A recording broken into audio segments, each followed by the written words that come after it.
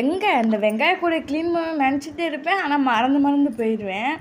மறந்து போகிறதில்ல, சோம்பேறித்தனம் தான் அதிகமாக. சரி இன்றைக்கி க்ளீன் பண்ணி விட்ருவோன்னு சொல்லிட்டு க்ளீன் பண்ணிகிட்டு இருந்தேன். க்ளீன் பண்ணால் எல்லாத்தையும் போட்டு க்ளீன் பண்ணிடும் நமக்கு. இந்த குப்பை தொட்டி எல்லாத்தையும் போட்டு க்ளீன் பண்ணிகிட்டு இருந்தேன். பாத்திரம்லாம் விளக்காமல் இருந்துச்சா, சரி எல்லாத்தையும் போட்டு விளக்கி வச்சு விட்ருவோம் அப்படின்னு சொல்லி விளக்கி விட்டுக்கிட்டு இருந்தேன். பாப்பா நல்லா தூங்கிட்டு இருந்தா. என்னடா பார்க்குறேன், நம்மளாம் வீடியோ எடுக்கிறாங்கன்னு பார்க்குறியா? பார்த்துட்டு இருக்கும் போதே ஒரு சவுண்டு. அதுக்குள்ளே எங்கள் வீட்டு மகாராணி எந்திரிச்சிட்டாங்க. சரின்னு சொல்லிட்டு அவங்களுக்கு கொஞ்சம் விளையாட்டு காட்டினேன். அப்புறம் அவங்களுக்கு ஃபீட் பண்ணி முடிச்சுட்டு மறுபடியும் நல்லா தூங்க வச்சிட்டேன்.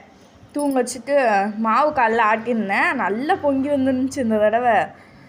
சரி அதை அப்படியே ஓரமாக வச்சுட்டு இன்றைக்கி சாயங்காலத்துக்கு சமையல் என்னன்னா, எங்கள் வீட்டில் வந்து சாம்பார், அப்பளம் பொரிச்சிட்டேன். அடுப்பில் தான் சாப்பாடு வைப்பேன். சாப்பாடு வச்சு முடிச்சுட்டு பீன்ஸ் பொரியலோடு முடிச்சுக்கிட்டேன். நான் எப்போயுமே பருப்பு போட்டு தான் வைப்பேன். நாளைக்கு ஒரு மினி விலாகில் பார்க்கலாமா? பாய்.